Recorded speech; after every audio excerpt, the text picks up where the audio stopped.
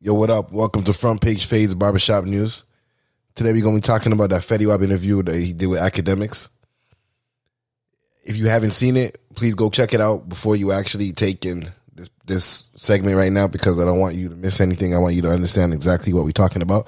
I want you to understand exactly where we're going with this. And, you know what I mean? As always, it's going to be short and sweet, you know what I mean? And right to the point. So, with all that being said, we're going to let you know exactly what happened. So, in the beginning of the interview, you know what I mean? He kind of states that his career took off behind the scenes more than it took off in the forefront at first. You know what I mean? Like, he was still doing the handing out CDs and I guess just popping up at different places and getting shit done. You know what I mean? Like, when he said it, I couldn't understand it because I was like 2014.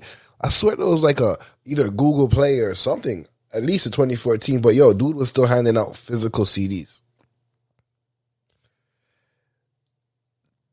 I don't know if that's going to match sharing a link, but handing out physical CDs in 2014, that's what? 15, 16, 17, 18, 19, 20, 21. Yo, that's 7 years ago, basically, going into 8 years, right? And this is how far we have come and how far we have evolved with music. To the point where now you can just upload your music for no reason. Just upload it because, you know what, somebody told you that your music sounds good. You got people talking about people are waiting for their music and shit, and nobody waiting for this shit. But it's as 1, 2, 3. It's that simple, just like that. You can just upload your music and it will just go up. And it's up for you now to share it, or if it gets caught in the algorithm, it's gonna get caught in the algorithm, and then it will blow. You know. There was one thing about his whole situation that kind of threw my mind when it was saying that, like, he made a track with Monty and Drake wanted Fetty Wap on the track instead of Monty. So he was saying in his mind, like, yo, just keep me on the hook at least, but keep my dude on the verse so that at least, you know what I mean, he could get his shine and stuff. And it was like, I kind of understand you wanting to, like, boss your brethren. But my thing is like, yo, dog, bust yourself first. But at the same time, if you're a loyal nigga, like, you know what I mean, you're gonna try to bust your brethren first. You know what I mean? So why I bring that up is to say, like, yo, since 2014, you were pushing CDs. You were doing everything by yourself. You're trying to be the forefront. You know what I mean? You were stepping up and doing everything.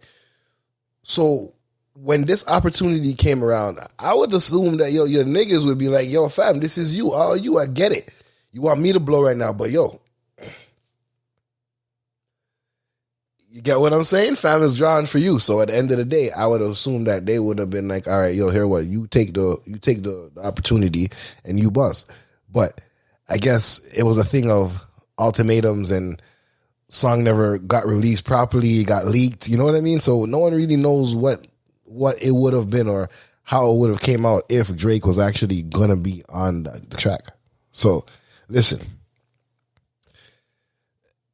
My thing is just, yo, the crowd, bro, the crowd. Like, even right now, he was pumping his shit. You would expect to see more people that were on his label take the forefront when he fell back, right? So that's what I'm trying to show you is, like, he worked so hard for himself. He'll tell you himself, he worked so hard, but it all went away because of people that he had around him. You know what I mean? I don't know if they were his downfall. I don't know if this led to his career not sparking again, but at the same time, you have to understand, if I'm somebody who worked that hard for my career to blow, I would expect my dudes and everybody else to carry the torch. You know what I'm saying? Like, there's other artists in the industry right now that are doing the same thing, but that's another story. You know what I mean? That's another topic. That's another day. Right now, we're talking about Fetty, and we're trying to figure out, like, you know what I mean? Like, why didn't this fizzle into something else? You know, but as he continues with Akademiks, he says at the same time, he never took his PR serious. So what are you really going to do if somebody doesn't want to take their PR serious? You know what I mean? They want to give everybody the shine, and they're just not stepping up to the plate to do 110%. You know what I mean? Not saying the talent wasn't there. Talent was there. 100% talent was there. We're talking about more of the sense of like the other stuff. You know, the PR and the interview and the going around, the hugging, the kissing babies. You know how the shit goes. You know what I'm saying? So what I'm saying is he didn't want to do those things, and that kind of left him back out, because if he was doing those things, he probably would have been in movies. He probably would have been in commercials. He probably would have got some crazy endorsements. You know what I mean? Because people would have been like, yo, you have personality. Because even in this interview, the dude has personality. So at the end of the day, I'm saying to myself, there's no way or reason this guy should not be still making music, writing music somewhere in the industry.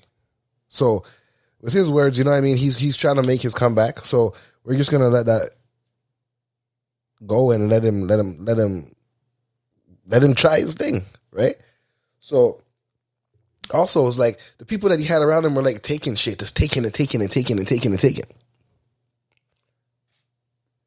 Like there's a part in the interview where he says that he's solely responsible for the purchase of 70 plus vehicles. Like, I understand that, but right now is like when everybody needs to be coming back now and putting all that fire behind you. Dude has the key to the city of New Jersey. So, you know what I mean? Like, people want to see you do good. People want to see you expand, and people want to see you guys like move out. But at the same time, it's like, you know what I mean? A lot of people are stuck in their ways. You know what I mean? Like he also makes a reference to a part where he feels safer in Paterson, New Jersey, rather than being anywhere else in the States, because everywhere else he gets pulled over, he gets this, he gets that. Bro, a lot of other artists feel the opposite. I don't feel safe in where I'm from because for whatever reason, the police, shit that you did, like, you know what I'm saying? He keeps emphasizing the fact that he's a good person. He ain't done nothing to nobody, so nobody had nothing to do with him. So at the end of the day, it's like, yo, maybe that comfortability is what's not allowing him to be like out there. Because to me, he doesn't care about the fortune or the fame. He just wants to be a person that's able to support his family, his friends, and the people that are around him, and make good music at the same time, obviously, right? Because he's an artist, right? But to me, it doesn't seem that, like, you know what I mean, he wants the glitz and the glamour, because think about it. He was signed for $50,000 for he actually signed for $50,000 for Trap Queen. Right now, if you go back and you check Trap Queen is diamond. I don't know, it could be more than, could be double diamond, it could be triple diamond right now, I don't know, but I know it's diamond for sure. So I know for a fact that he's still living good off of that check of royalties that be coming whenever it comes. You know what I mean? So at the same time, it's just, you know, you wish that somebody would see somebody's struggle and somebody's hustle and want to turn it into something, because you see it bubbling. You know what I mean? Like, he was never a selfish dude. Like, he was always 1738, right? So think about it. Like, at this point right now that he's trying to come back out and do what he needs to do and stuff, I think he deserves the support. You know what I mean? But me personally, that's just barbershop talk. You know what I mean? Like, we feel like he deserves the support. You know, there's other couple artists out there that we feel like they need the support too. You know what I mean? And we're going to touch on that. Like I said, we're going to touch on other stuff right now. We just talking on Fetty because it's live right now, it just happened. So, you know what I mean? Like I said, if you never watched the interview, you might not understand what I'm saying. It's a good interview. You know what I'm saying? It's 3 hours long. It's Akademiks and him one-on-one. You know what I mean? Ak's doing a great job right now. So if you want, you could take that out. You could go take that in, and then you could come back and check this out. And then after, you'd understand more of what I'm saying. But yo, until then, you know what I'm saying? Yo, go check out his new album. I think it's called Butterfly Effect. And his social media handles is Fetty Wap 1738. You know what I mean? And yo, listen out for more of us.